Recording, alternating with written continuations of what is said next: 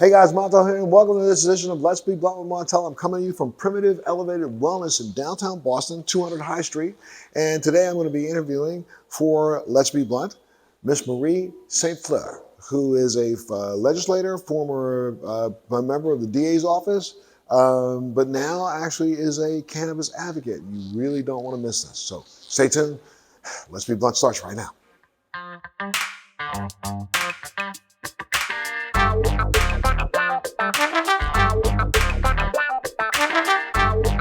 Well, hey guys, Montel here, and welcome to this edition of Let's Be Blunt with Montel. My guest today is served as a state legislator for representative for the state of Massachusetts for 11 years. She's the first Haitian American selected to state office in the United States and the first woman to serve as vice chair of the powerful Committee of Ways and Means.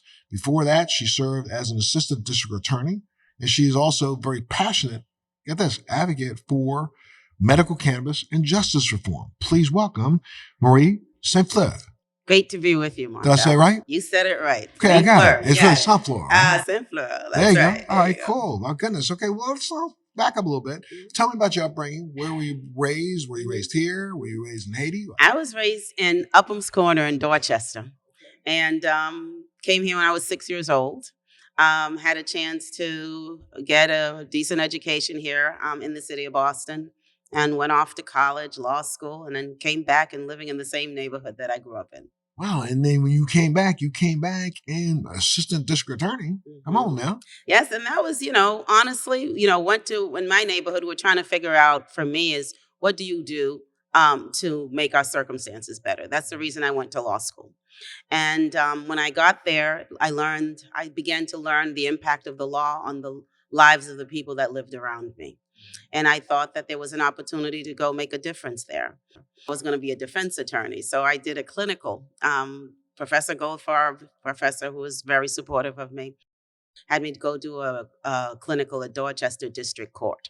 And as I sat watching the interaction between judge, police, defendant in that court, I realized that the power sat with the judge and the police officer, and the defense attorney did not have as much influence. Gotcha. So you wanted to get on that side? I wanted to get on that side to figure out how to influence that. And when you first got involved, let's back up for a second. Did you have any interest in cannabis before you got in the legislature? No. Okay, so came from that kind of family where that would not have been something that you looked upon as something positive. Cannabis was not part of the Haitian family. And let's make sure if you're going to touch on that, let's touch on that a little bit, because a lot of people have this misconception that anybody from the islands everybody from the islands is trying their best to figure out how to get a little buzz. That's not true. That is definitely not Especially true. Especially in places like Jamaica, even the Bahamas. Haiti, there has always been pushback against cannabis. Yes. Part of that goes all the way back, a lot of people don't understand, goes all the way back to our original roots on this side of the Atlantic anyway. That's correct. Because what people don't understand is that, remember, let's go back to late 1600s, early 1700s. There was no air conditioning, folks. That's right. You were going out and, going to the bathroom in the woods and using leaves. Mm-hmm. Let's get this straight. Mm-hmm. And so back then, to help subdue slaves, to help keep, remember, again, when we're rewriting history, we're not telling the truth. Mm-hmm. We rewrite history in ways that think that, those plantation owners, all they had to do was whip you once or twice and everybody fell in line and started picking cotton. Hell no. Mm-hmm. As much as they could influence you with substances like cannabis, which was used to basically not make us docile, but to give you something other to think about. Cannabis was used on a lot of plantations, mixed in food for the slaves. Cannabis was used, but it was also part of the medicinal culture of the African experience. Yes. But they did not use it in a positive way with us. Right. And so it began to have a bad connotation. Correct. For us. Yeah, and a lot of people don't understand that. Cannabis didn't just come out of the Golden Triangle. There's been cannabis on the African continent since day one. That's right. Let's get this straight, folks. Anyway, all right. And we're talking about, growing up in a family that really wasn't that supportive of cannabis. When you got into legislature, you got your law degree, and you decided to go in and work for the assistant district attorney, were you more thinking in terms of the evils of what cannabis was doing for our community rather than any benefit? I was thinking about the evil. Okay. And honestly, it was the evil in terms of what drugs was doing to our community at the Right. time. And cannabis was one of those items that was listed. But what I also saw was the unfairness about how those laws were implemented. Right. Because the reality is the significant number of young people that were being charged. So, for example, if you had a better chance of being charged with the possession of cannabis if you were Black or Latino No question. than if you were white. Since day one, yeah. 1937, the Marijuana Tax Act, That's when it right. went into place.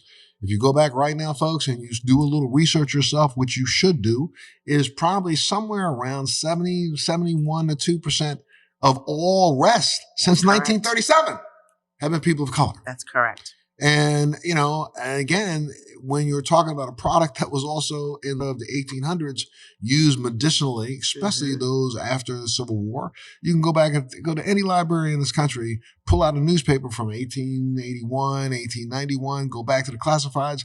Probably 80% of the tinctures that are there or the medications that are there have some roots in cannabis. People don't know that. I would agree.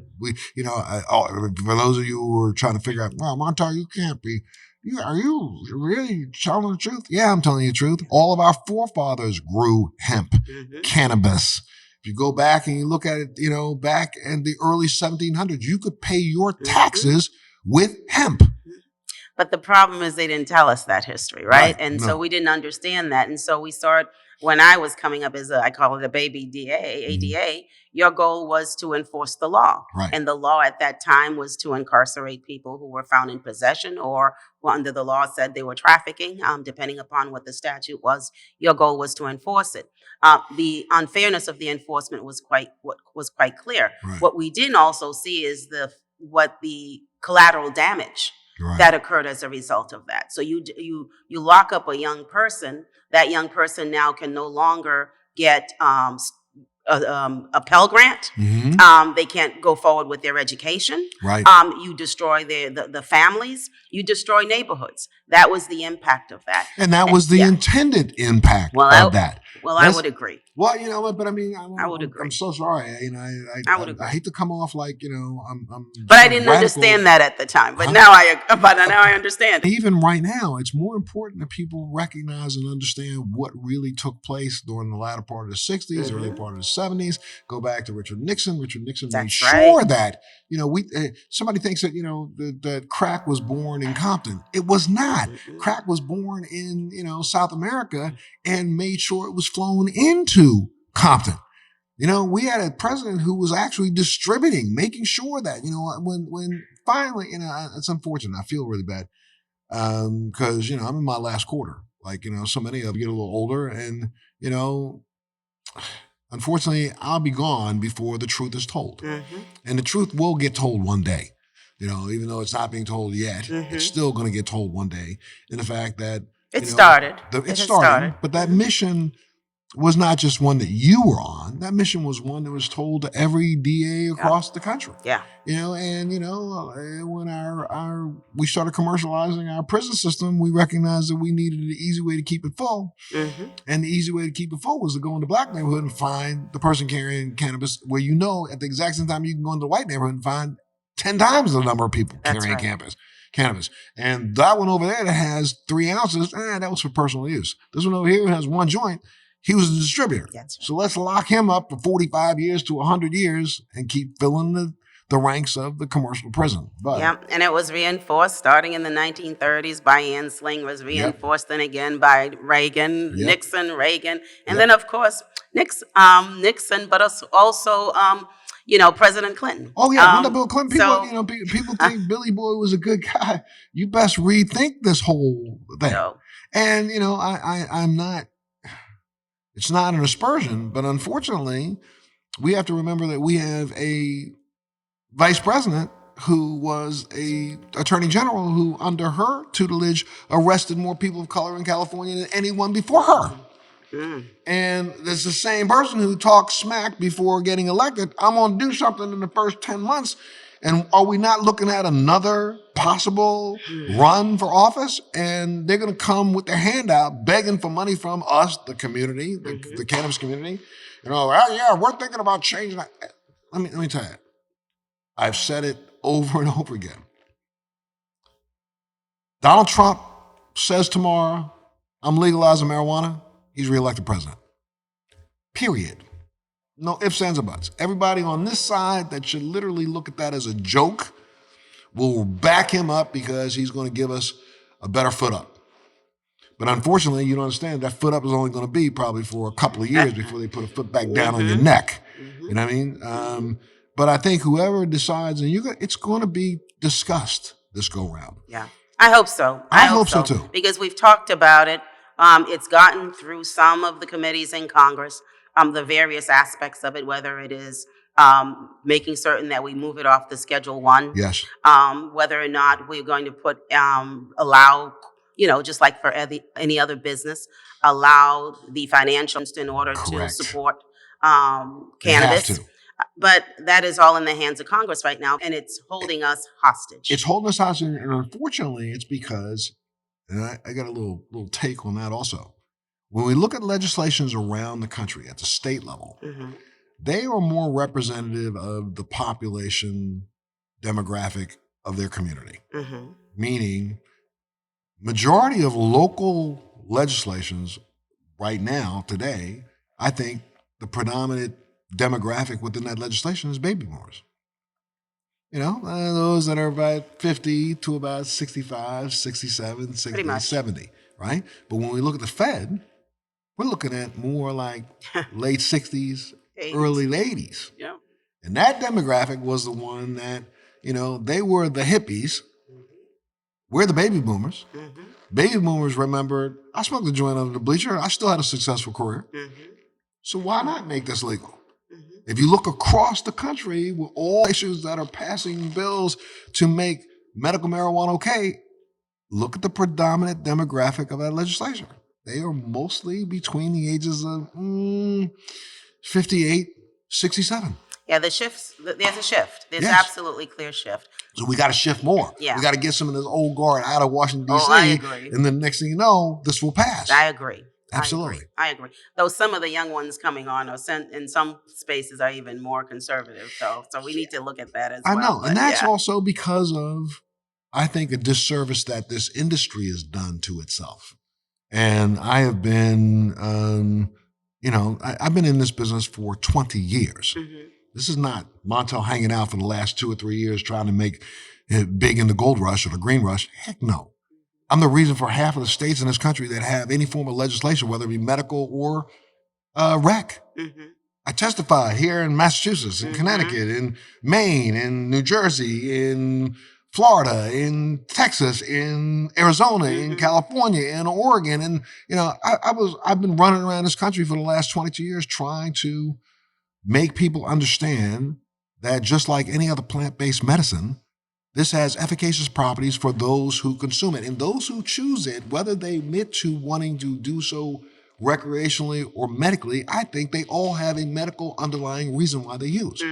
To make a choice between drinking a beer and having cannabis is a conscious choice made by people who understand that I'm picking this cannabis, whether it be because I want to, that's medical. Sorry.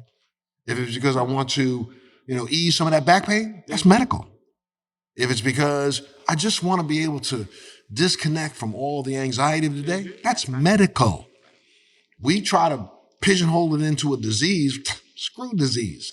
Disease is exactly that, dis-ease. So why don't we look at it more from the symptoms that it's helping to ameliorate?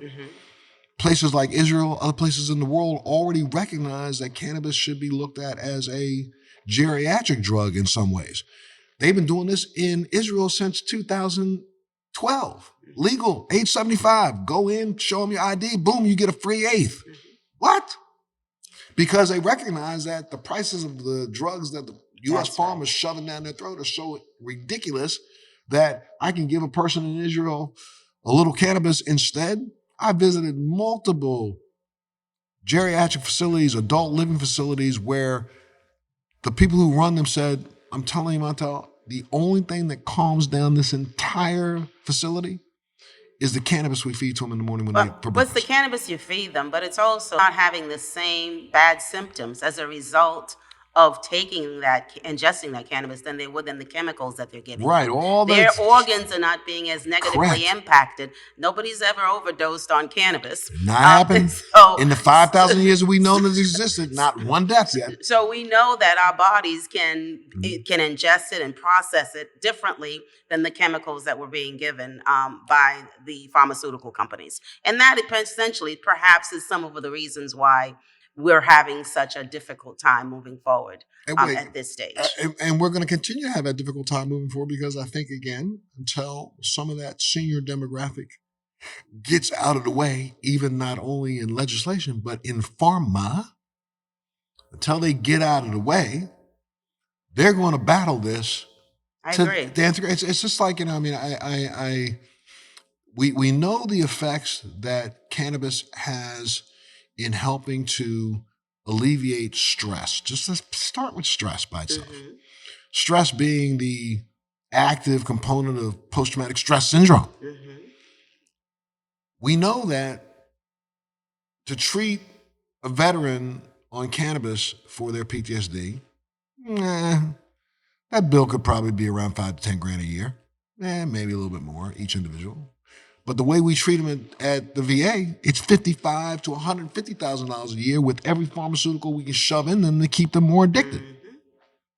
So and until we start to figure out a way to make money off of 6 people in a different way, pharma's going to keep doing this, shoving this down our throats and forcing us to take things that cannabis really does help answer some of those and provide solutions. But it's also a re-education of the masses, right? And in terms of root medicine, with the role of root medicine, the role of the herbs that most cultures have in that root medicine, and it's the root medicine that Europeans have taken and chemicalized, right? Right, absolutely. In order to sell back to us in a way that our bodies can't process. In a way they can make money. Yeah. So being very clear about it, yes. Yeah. And so I think we have to really be in this industry really vigilant about the education. But that's the problem. That's what I started with that earlier, saying that that's the biggest problem I think this industry is going to face even for the next 10 years.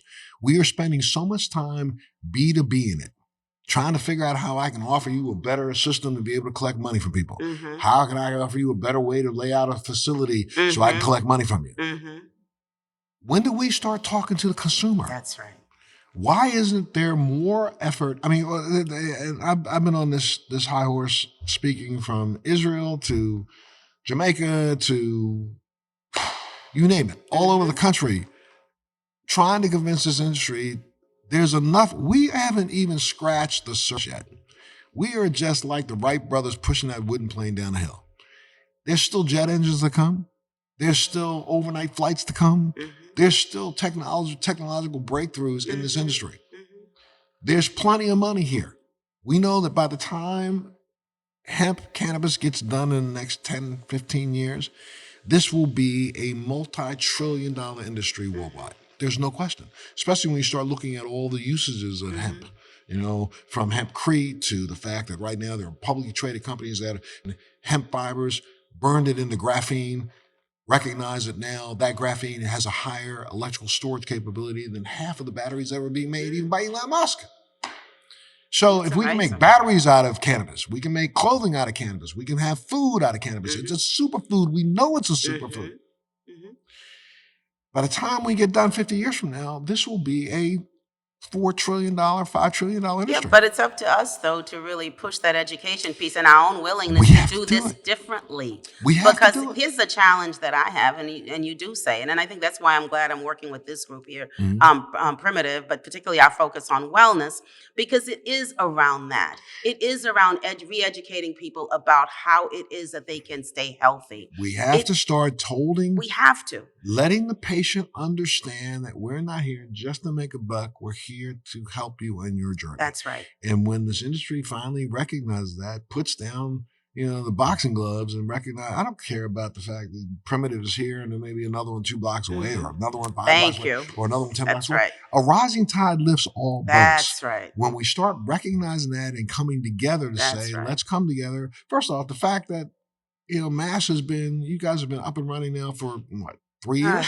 And we still, 4 we're years? supposed to get 52 in Boston, and I don't think we've gotten to that number yet. I don't Yeah. remember what the number is. I think it's about 52. And But I don't guess- think we've managed to do that yet because of all the regulations, all the rules. And by the way, here's the police as well. I'm concerned about us leaving behind the community whose back we stood on Correct. in order to get across this goal line where everybody's making money right now. I've been talking about this for the last 15 years. This is ridiculous that this industry hasn't come together and formed a collective, you don't have to be unionized, but let's form a collective, what do they call them? Like the hyperbaric industry or association, whatever. Let's form a group and hold ourselves accountable as a group. Yeah. There's no reason why there's product in the marketplace still that has butane in it. That's ridiculous. Right. There's no reason why we're not collectively getting together, Primitive and 4 or 5 others, and holding events downtown that are free to the community to come out and be able to just listen. Yeah. To teach them, to tell them. That's right. And of course I know the legislation is made so that you can't promote and advertise, but it never stops you from educating. That's right. And if we did it, do it under not under the guise, but do it under the format of education. I don't need to shove my brand in your face. That's right. I shove my face in your face. You look for my brand. You know what I'm saying? That's all I got to do. That's right. Right? And that's what we should start doing. So now when did you're the DA. Yeah. Guilty. Yeah. Send that boy to jail. Yeah, unfortunately. Then all of a sudden, then the next day you went, I ain't saying guilty. Hold on, man. I ain't doing this. No. When did that epiphany happen? Well, I think for me, I started having an understanding of our system that I didn't get when I was sitting in law school. Gotcha. I started having a larger understanding of the impact of laws, policy, regulation, and practice on our communities. And so, I left the DA's office because you get to see, you either stand there and keep fighting, or you have to figure out what are the other ways that you can impact. Because by the time I'm seeing the kid sitting in that little jail area that we normally have in the courts, it's actually, in my mind, a little bit too late. So for me, I wanted to get ahead of the curve. And ahead of the curve, for me, our saving grace is education. I believe that. I wanted to make and really get our focus on how we provide better quality and access to a higher education opportunity to families and children. So I went and focused on policy. And I got to that in the Attorney General's office. In the Attorney General's office, when I walked in back in 1991, I think Clinton was just about to start his welfare reform effort. Listen, I'm a family. We believe in work. We believe in agency. We believe in, so all of that is right. But you know what? You can't do that on your own. I don't care who you are. Right. Nothing happens on your own. And we were asking these women to go back to work, and we didn't have a system in place in order to support and nurture their children. Right. And so I got involved in policy because of that. And I think through the efforts of the Attorney General at the time, I was able to start a group called Operation Child Watch, where we began to really understand what the impact of this policy was and the regulations that came out of it on children and on families. And I decided that that's where I wanted to spend my time, at the top of the chain, where the policy get developed, where we're really looking at the regulations, the systems that really impact people's lives. So I did that for a while. At that point, still not really involved in cannabis, because that was not a focus of my world. Fast forward, I don't know, 20, 25 years later, I have a friend of mine, we were ADAs together. And when the law passed, I was out of the legislature. I got out of the legislature in 2010. In 2016, 2017, things were revving up around the legalization of cannabis in Massachusetts. And I think Question 4 came up. And she was very much involved in that. And then at the end, got involved with a group that was launching sort of the first effort to open up a retail establishment in Boston. Gotcha. And she reached out to me. Okay. When she reached out to me, I was like, girl, listen, I'm not doing this. I said, because I was thinking about all the things that I experienced as an AD kids.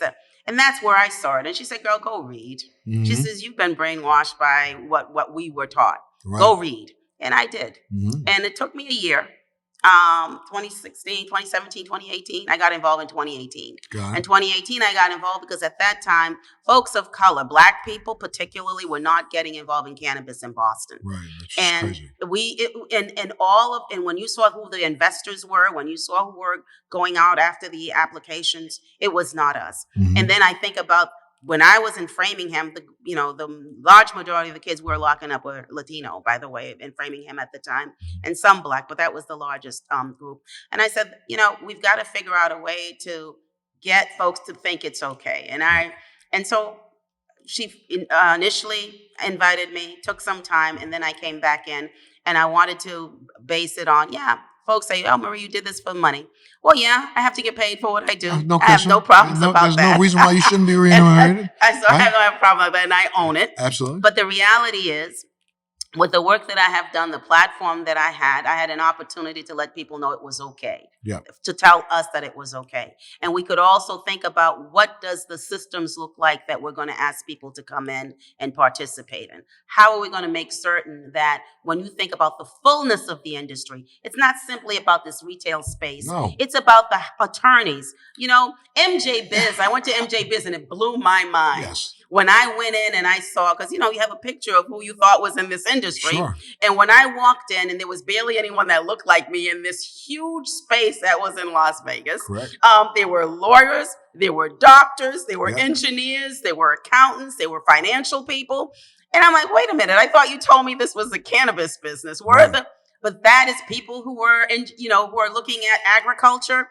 It was just amazing. And we weren't there. And those are the people though that do, and I don't knock the industry, but a lot of the people that were at those conventions are people who 5 years before that were no. anti-cannabis. That's right. They were the ones who said, no, this doesn't work, but now they feel an opportunity and money. That's right. And they jumped out. And so what's happened is that money has driven the business aspect of this through the roof. That's right. But the care for those who were part of the legacy beginning of this is completely out of their heart. They have no understanding of that. And they don't care about that. And so I think some of us have to keep ringing the bell. That's right. And that I think is why I got in. I know that's why I got involved. And in fact, I tried a stint at the National Association of Cannabis Business to really actually elevate that. Because we have to be the ones ringing the bell. Otherwise, we're complicit. Correct. And going to be left out of this industry the same way we were left out of so many others. Absolutely. Yes. Absolutely. And I see it. And it starts with access to capital. Right. Because in the systems that we put in place are built so that you cannot, even though we talk the talk, correct, but we don't walk the walk. Well, that's the whole idea. All over the country, there's this term equity of their bills. Social equity. Which I think is just social bullshit. Excuse my mouth, but I'm telling you the truth because a lot of these places, a lot of states around the country, people go out and slide $5,000 or $10,000 over this guy, that guy, and put your name on my application. There you go. So and then when the application goes through, that's all you get, that $5,000, and the $20 million that comes in the next year goes in the pockets of those who slipped you that $5,000. That's exactly right. So it's time for us not only, again, but that's also part of the education. That's I think that, again, I'm so happy that we're sitting here. We are coming from Primitive Dispensary, which hasn't even opened yet. I happen to be in here checking out the space. Space is going to look nice. I'm telling you, you come into Boston, you need to run on down here. They already got little displays put together. They got good edibles, and they're probably going to be carrying the Montel inspired products. I think so. Come on down and look for it. And I think there's going to be, and please believe me, I don't say this because I'm some sort of a usurper or a carpetbagger. Opportunity to come here. I'm back up for a second. You don't know this about me, but I started literally in the dispensary business myself. Made a couple of attempts at being involved in this business in an industry that was literally informal, because there were people who had money that wanted to make sure they could keep it a little bit more exclusive. Had no intention of getting back into this business, from a person providing product or even working with dispensaries. And then into a group here in Massachusetts. I had them on my podcast, as a matter of fact, that reinvigorated my belief in the fact that there are some good people out here. Mm-hmm. So I decided, maybe this is a good place to come back in and get started again. Mm-hmm. And I teamed up with the Freshly Baked guys. Mm-hmm.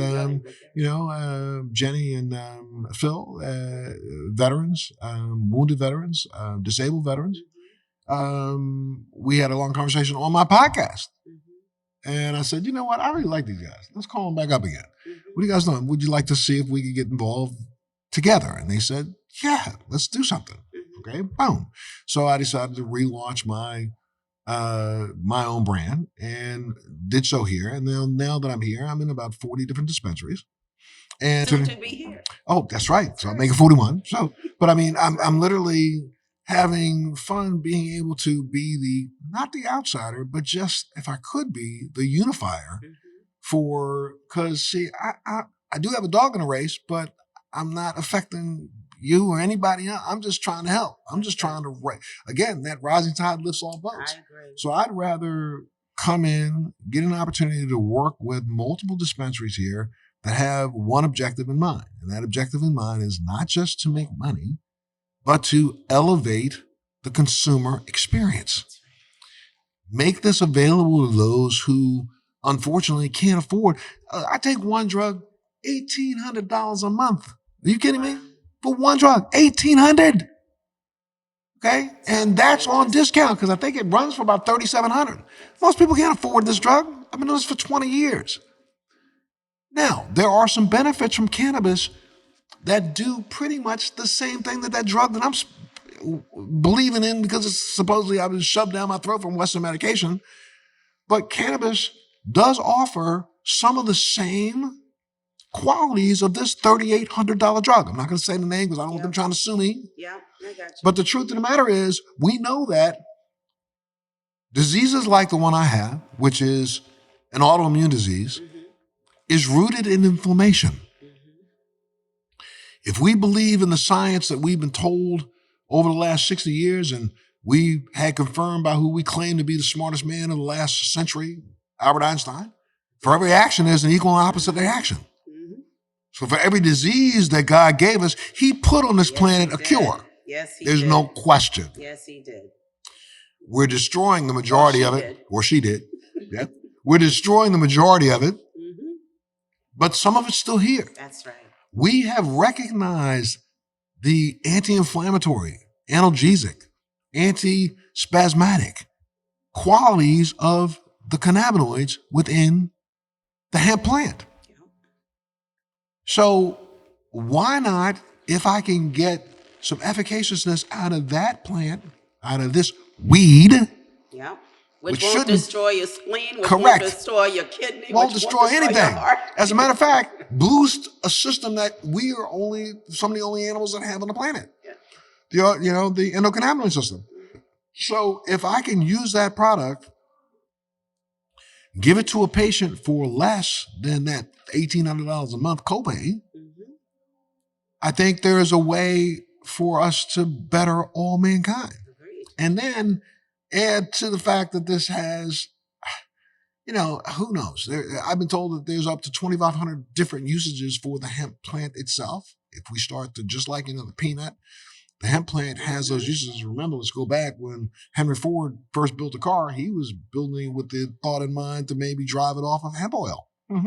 Not petroleum, folks. Didn't know that. So one of his first cars was made with hemp fiber. People didn't know that either. So the truth is, it's a product that its time has come.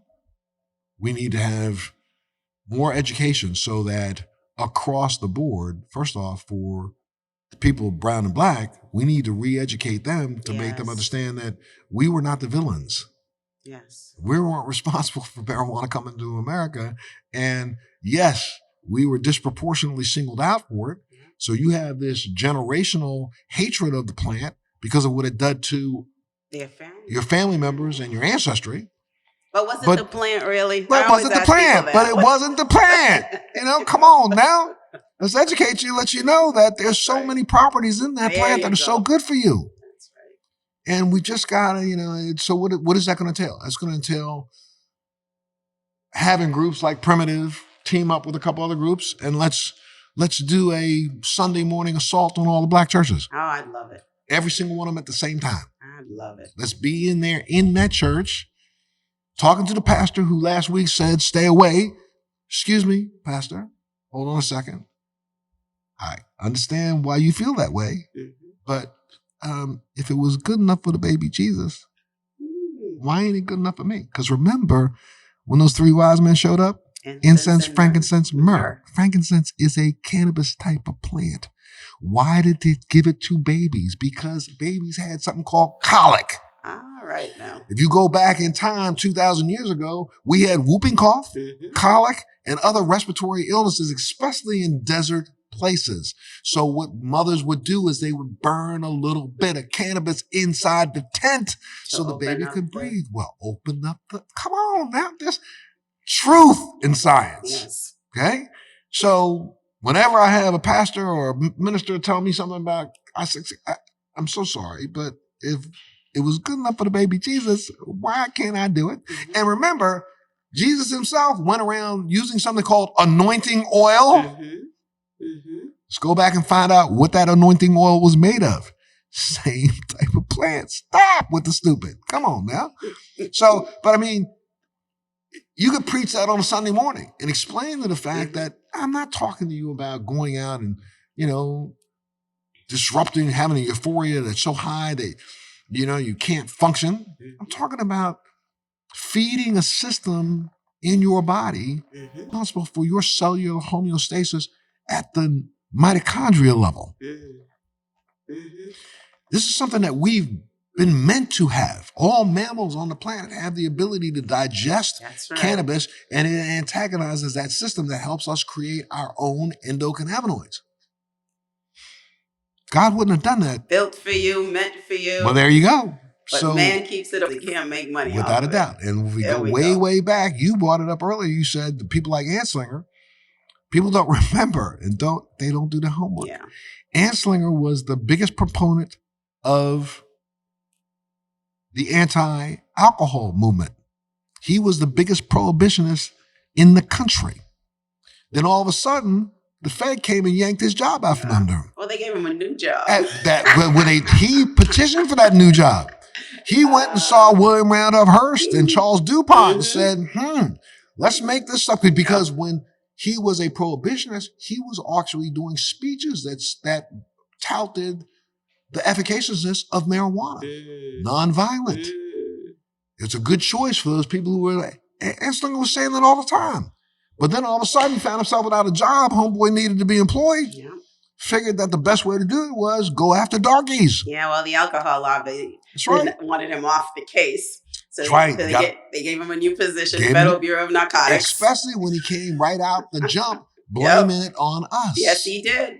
Went after the jazz singers, that's exactly where he spent his time. And it was make a black man be willing to step on a white man's shadow. Yes. Have white women want to have sex with black men. That was it. That was vilification. That was the trope they used. Let's do it. And it continued. Continues to the day. So what the good thing is, I'm so glad that are you a board member of Primitive or? I am a partner in Primitive. Congratulations. I'm a little partner in Primitive. Okay, that's all right. Partner, but I love it. Well, I love it. I love the group that I'm working with. They're good people. They do have a focus on education. I pull up the idea of wellness. I understand that as we bring young people, because there's a lot of young people who work in this industry, that we have to be mindful about how we respect them, how we support them, how we train them, and how we grow them. And we've got some real great mentors for them. Ricardo Figueroa is one of them right here, one of the best folks. And we've got Lindsay Duchesne, who's worked for other MSOs, but has come to us willing and learning what she doesn't want to see and want to bring it here and make it better. And I think we're seated where we need to be seated. And we're seating, right, three, there, I guess, there are four of us, three Black gentlemen who works with us. We're seated right here in the financial district, which I think is very important, the message that we're sitting here. And what I say to people, when I decided to do this work, I took an afternoon and sat in a doctor's office to see and understand who walked through the door. And it shocked me again, because if you listen to the narrative, it's all fallen drunk, ghost-like people. And these were professionals, these were grandmothers, and by the way, majority of them, white. And let's also back up here for a second. We know now for a fact, and this is something, again, I'm coming at the industry, need to wake up. 35 and below, they come in here. Yeah. They buy one, two pre-rolls out the door. 35 and above, they spend $200. Why? Because the generation, the baby boomers and the Gen Xers or the millennials right behind them, those people who are right now in America 15 above, starting to recognize I don't want the crap that's coming from pharma no more. Amen. I am able to take care of myself and have a fairly decent life just by using various forms of cannabis. Let's educate them. Go right at them. That whole model. And we're ready, right? I think a couple years ago, Hollywood's mantra has always been 18 to 34. Every show that they make, all the advertising that they make, all the commercials that they go after are 18 to 34. Well, really? Keep going after them right now because they ain't got no money. Half of those 18 to 34 are living in their parents' basements. It's the baby boomers who are taking care of them. That's right. And there's articles that have been out in the last 2 weeks that are talking about the fact that the hottest moving videos on TikTok are from people who are 65 and older. The fastest moving videos on YouTube they're calling them grand influencers because people are starting to recognize, first off, it's that demographic that has the most disposable income in America today. That's right. And they ain't going out like mom and dad did. No, they're not. They're not sitting in that rocking chair. Look, right now, millennials, Generation Xers, they're saving as much money as they can. But guess what? Baby boomers, buck wild! Let me go get some. You know what I'm saying? And they're the ones walking in this front door. So let's start putting on events for them. That's right. Let's start making sure. I'm telling you, I'm so excited. So you're going to come back and put one of those events on with us? Come on now. Okay. I awesome. would love to. I would come back one night, and I'm going to do. Ricky's going to help us out and get this done. But over the next couple of months, I want to maybe have. Let's get together and have a little dinner between yourself and maybe a couple. I won't dial names, but a couple of other the dispensaries are in different areas around here, close enough by, maybe 40 miles away. Yep. Let's get together, sit down, and talk about an event that we four can put on together. Love it. And then what you do is let's take a good month to prep for that. How do we prep for it? We hire a couple of guys to go to every single church in this area. Every Sunday morning, you hand out flyers. You hand out from the counter an opportunity to come to an event that you might be able to win a 30-minute session with any bud tender of your choice to answer any question that you have. And then let's also bring you out. And I've got doctors from Harvard. I got doctors from some of the top places in this country who could come in and sit down and do a real seminar looking at the real data with the patients that they've been doing. We got one doctor out of Harvard. That guy got 500,000 patients that he's categorized, gotten information from. Okay. So he is now putting that into a data bank to be able to help. There's a massive amount of data when it comes to a medication. It's exciting. So let's bring them into a room and let's sit down. Let's give out some free tea and crumpets. That's okay. Give out some free tea and crumpets and give out some, little. If we can't do discount cards, we can do discounts of some sort. Yeah. So let's make sure they understand they appreciate it. Yeah. They'll share the word. They'll spread the word. I'm in. I'm in. All in. All right. All in. Okay. Well, thank you. And I would love to go. I know you guys are in multi-states right now, right? Well, my partners were just here in Boston, but working with Primitive, with Calvin and Rob Sims. Okay. Then they have, Primitive in Michigan and Haitian, don't they? They have California, maybe? Do they have? Well, Michigan, see, I will launch, my product line will launch in Georgia in a month. And, I've got some interest in everywhere from Illinois to New Jersey to, some people in Florida kind of talking. So, nice. This also might be an opportunity for us to come in and kind of synergistically see where we might be able to go together. Yeah. You know what I mean? Yeah. I agree with you that if we all get together, we can actually have this industry needs us to be vocal, to be clear. Correct. And direct. And so I'm excited. Well, really Marie St Fleur, I'm telling you, thank you so much for being a part of this. And I wish you well with Primitive. I know you guys are going to do really well. You're going to knock it out the park. Well, thank you so much for being a part of the show today. Thank you for listening, and make sure you tune in to the next Let's Be Blunt with Montel. Thanks for joining me on Let's Be Blunt with Montel. Please make sure you're subscribed and hit the bell to be notified when new episodes post each week. We'd love to hear your feedback also, so please send us your comments.